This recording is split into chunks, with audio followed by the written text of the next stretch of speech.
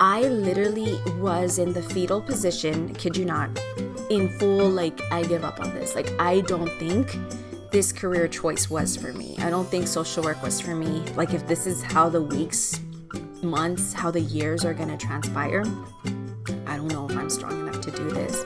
Welcome to Lauren Honestly, a space for deep feelers, helpers, and healers who also want to understand themselves a little better.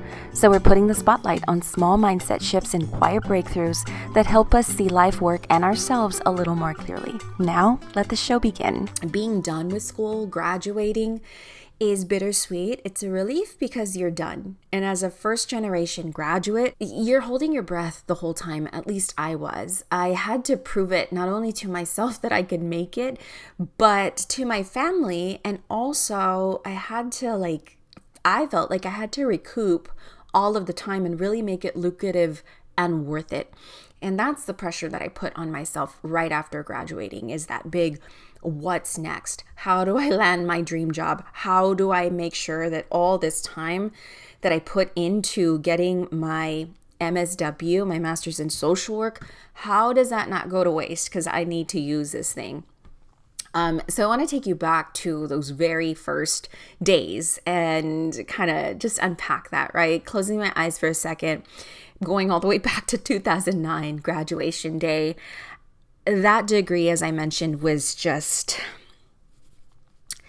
I don't want to say there was doubt to ever getting to that moment, but there was certainly, I felt like the odds were stacked up against me. I knew I was going to make it. I just didn't want to jinx it. I was very much in that mindset. Being the first to do something is not glamorous at all. It's doing things scary the whole entire time. A funny thing is, in 2007, when I graduated with my bachelor's, I also got married that very same year. Actually, that very same week.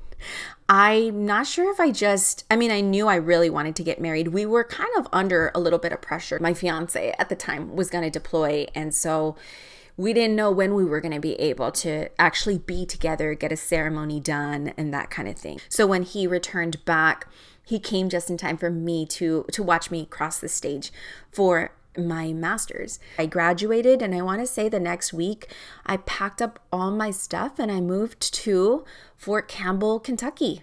And that's where I got my first job as well, in Tennessee. So my first job was as a foster care counselor. It was honestly the only job that I could land because I did not have any experience. So my first job was as a foster care counselor, and it burned the hell out of me, guys. As a grad student, I didn't quite know what burnout was. I knew I had an incredible work ethic, and feeling like the odds were stacked up against me throughout my whole undergrad and graduate school experience. I didn't feel I was untouchable around burnout, but I did feel like that was strain enough. And I remember thinking maybe I was burned out, but I obviously continued making it through semester with 15 hours plus every single semester. So I kind of was maybe acclimated a little bit to burnout. And that said, I thought I was a little untouchable to burnout, and I was not. I knew I was burned out when I started to dread Mondays. And then I thought, well, who doesn't dread going to work? But not only that, at one point in the career, and I wish I had journaled how far into the job I really was. I'd say maybe a month in, I literally was in the fetal position, kid you not, on the bed in full, I give up on this. I don't think this career choice was for me. I don't think social work was for me. If this is how the weeks, months, how the years are going to transpire, I don't know if I'm strong enough to do this. And remember my husband finding me just kind of in the fetal position. He wrapped me up and just literally, he rolled me up in a blanket and literally just started rocking me back and forth. And I'm getting emotional now. I guess just as I was recalling that memory, he literally swaddled me and started rocking me. And we sat there, and he gives the very best pep talks.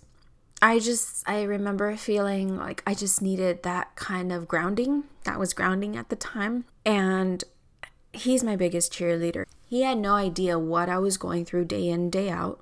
I barely knew what I was going through, and what I was going through was holding space for children that didn't have home. I didn't have a home. I was trying to build my very first home away from home as a newlywed. That was hard to do and scary. And I say I didn't have a home because I'm from San Antonio, Texas. We both are. In San Antonio, it's a huge city, but everyone kind of looks like you around you. As a Latina, as a Mexican American, people look like me. I can go to the groceries and find the different foods that I'm used to. I can buy the things to make a homemade meal like enchiladas or tamales, and that was not something that was readily accessible to me in Oak Grove, Kentucky. And I share that because trying to find home by being away from home and then feeling like this is where my heart truly lies. Of course, as a newlywed, I'm happy to be with him, but I'm also sad because I don't have the things that help me feel safe. I was going through a parallel process in some sense with the foster kids that were my clients. And that was deep. And I think a lot of me was like there was a transference, counter-transference happening. And being trained the way I was, of course, I never cried in front of clients. I never brought myself or any of my own personal situation. Like my clients knew nothing about me, they're kids, and I knew how to keep those boundaries up, especially as a new social worker. Like I really wanted to make sure I was professional and ethical, and that I truly was. But this was the type of job where it doesn't matter how high or how strong your ethics are, the job that we do as social workers, there's always ethical dilemmas that are going to come up. This job truly prepared me for that. I was asked to there was a foster child that had been kicked out of foster homes, multiple foster homes. For this particular job, there was the assumption, or there was the requirement, I will say, that you would be on call at least one weekend a month. And so we had pagers at the time, to date myself hugely, but we had pagers at the time. So you had to check out the pager and be able to respond to whatever situation might be happening. And some of these situations might be picking up a child from a bio home or picking them up from another foster care office or a foster care home and transporting them to another office or to another home. That in itself, it's very hard to see kids in such vulnerable situations. And there's a lot of feelings. And of course, there's a lot of tears because there's just no stability in their world. And so for this particular teenager, the foster family decided they no longer felt safe or comfortable. And so someone needed to transport him out, and they transported him to the office. They wanted me, because I was his assigned counselor, to sleep overnight watching or, with this adolescent male. I remember telling my supervisor, I can't do that. Like, you're going to have to find someone else to do that. I need to draw a boundary right now, especially where I was at. Like, I knew I wasn't the best person to do that. And luckily, my supervisor ended up going. And then the next day, of course, I met them there and did my session. And then we transported him to another foster care home. These are the realities, I guess, that me being less than half a year into the profession, just being slapped by these realities, trusting that foster families are actually there for the goodness of the child and not just a paycheck. So there was just so many layers to this world that had me really thinking, no wonder there's so many hurt people out there and so many angry people. Because if I never had a stable, healthy household to grow up in, what chance do I have? And it was just so heavy to finally see that reality.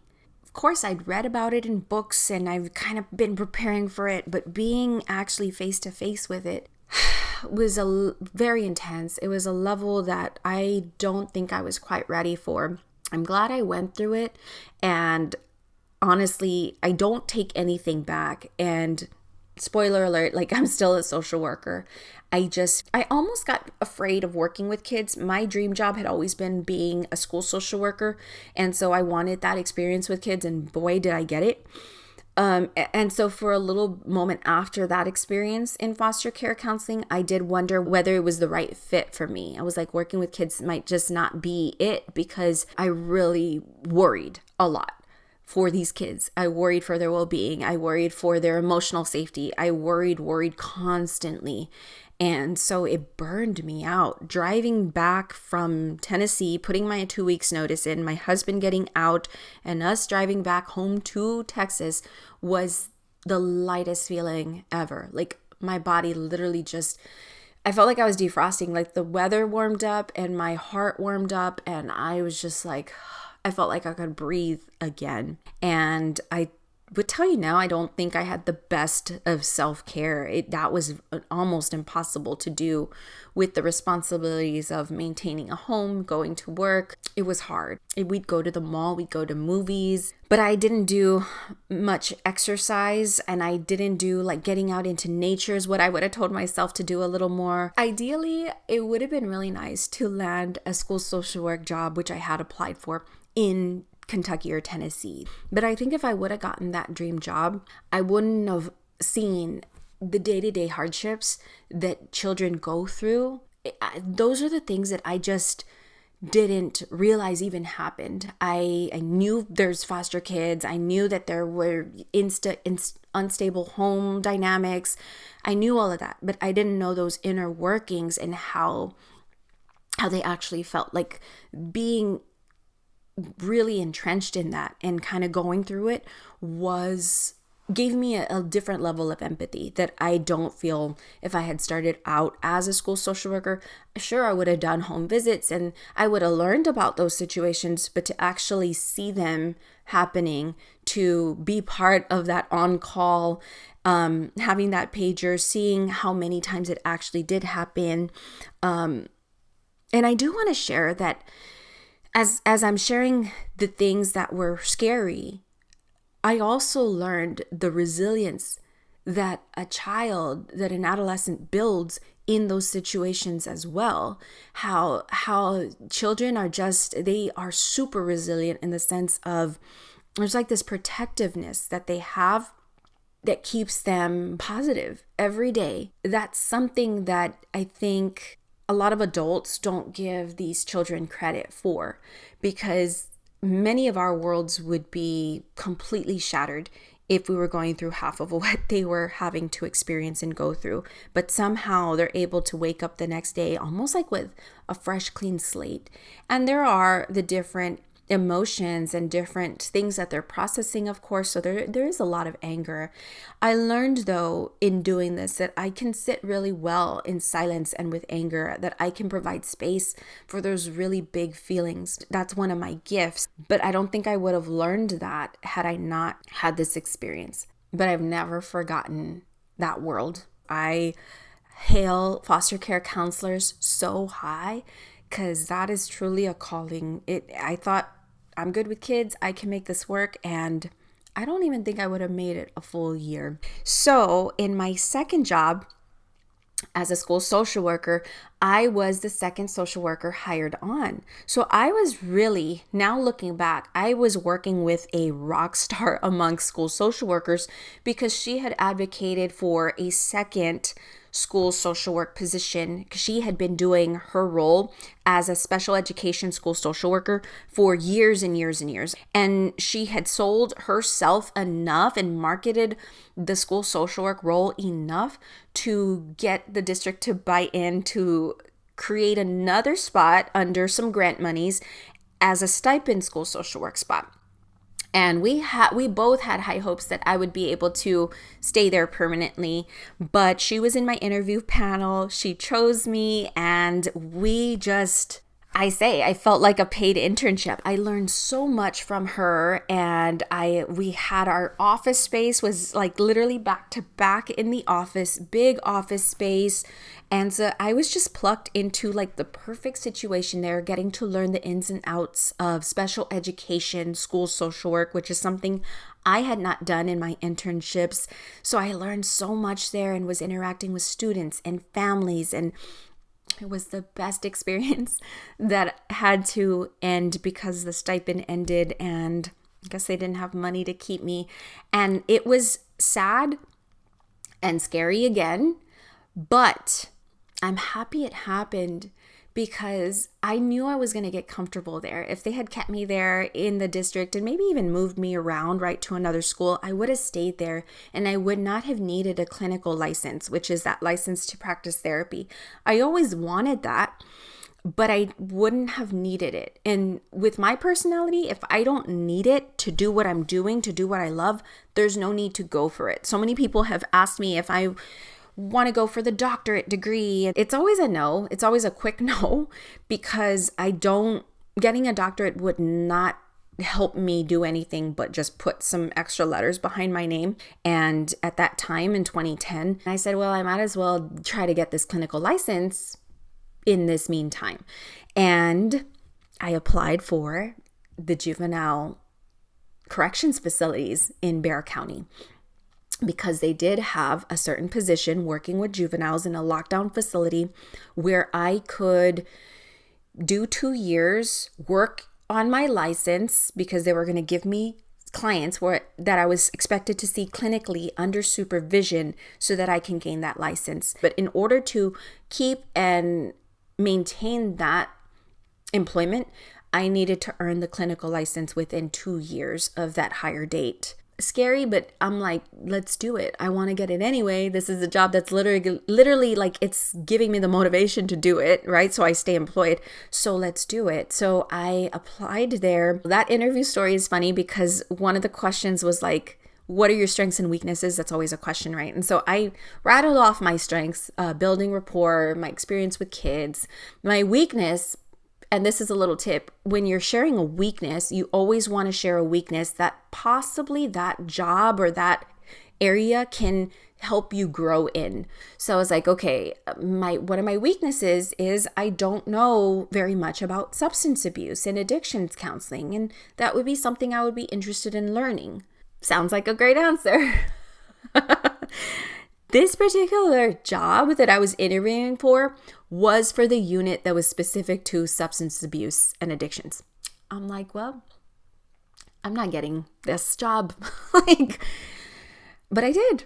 They must have just really needed somebody, or I don't know if I was just stellar on everything else, but I landed the job and started gaining my clinical hours. I found the very perfect supervisor of social work, and she supervised me. I had struggles maintaining my boundaries there, knowing that the facility was open 24/7. So boundaries started slipping just a bit there because I felt like, I'll just say it, I feel like I went into a little bit of like a rescue mode. These kids in the unit also had a lot of the attachment issues. We're working through a lot of trust issues, anger issues. And I was able to build trust really fast. And then that made me feel like I'm the only person they trust. And that's me. That was all my, again, transference. That was high because, again, with parallels, I was a new mom. For the very first time, I had a newborn son at that, working in a facility with all male juveniles, the youngest being 13, the oldest being 17, aging out to 18. So many of them just, again, needed stability, safety, trust. It was a lot. It was hard because I felt needed at work by my clients and I felt needed at home by my own newborn. There was even a moment where I remember I was doing a family therapy session, and that's why I love this job, because I got to do individual therapy, group therapy, and family therapy.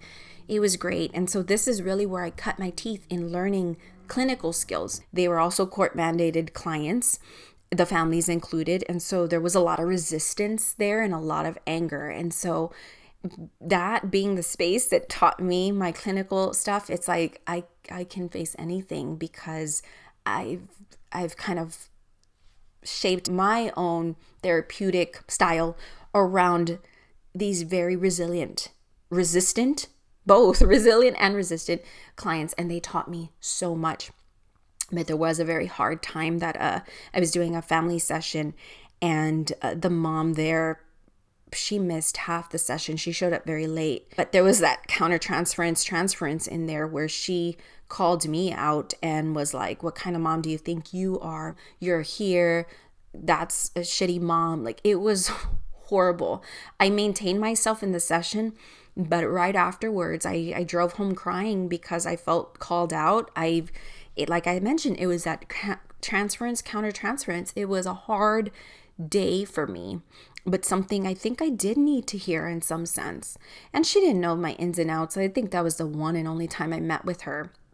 But knowing that clients can push your own buttons, that's when I learned that. And hard lessons to learn, but I processed it in my supervision and I learned from it. I share all this, and there's a succinct video on YouTube where I talk about being newly graduated or being on the hunt for the perfect social work job, the dream job, so to speak. And I just want to take the pressure off. In that video, it's very succinct and it just shares like things I wish I knew, right? Which I like doing that. But in this podcast, I just wanted to share kind of more in depth what I'd gone through in these different careers and how it is scary, how it's a lot of ups and downs. It's starting scared, it's going for it, it's trusting your instinct and trusting that wherever job you're at right now doesn't have to be the forever job. I think that's the main thing. As I thought, if I start in foster care, like I'm going to have to retire in foster care. I don't know why I thought that.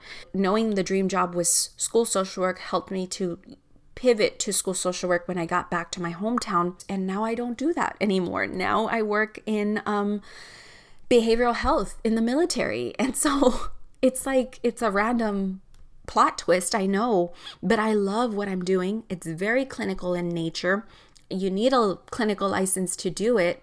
And I also get to do the case management stuff, and I get to, all the skills I've learned over time, lean into this role. Like everything feeds into where you're going to belong. So it's okay to question it. It's okay to feel like this is not where I want to be. That is fine. Take what you need from that job and pivot when it's no longer teaching you and you're no longer, getting anything from it. When you feel like, okay, it's time to step into a clinical license or to get some more experience doing A, B, or C, do that. It's there. The options are out there. So for those of you kind of either deciding to do a career change or starting your careers after graduating, I know it's scary and there's moments of desperation. I'll be honest, some jobs I just took because I'm afraid I'm not going to get another offer here. And that's okay. I think I wouldn't write it any other way. Every single piece of experience I got from foster care to juvenile counseling to that social work stipend position, it all added up to where I'm at now, and I wouldn't change it. I hope that you share with me what your first jobs were, what your favorite or unfavorite, right? What your worst job was, and what you learned there, because I challenge you to really think about it, and you'd be surprised that the people you met or what you learned, a lot of times it's just what needed to be learned at that time. It's all part of the journey, but that will be that. Thanks so much for tuning in, and we'll talk next time.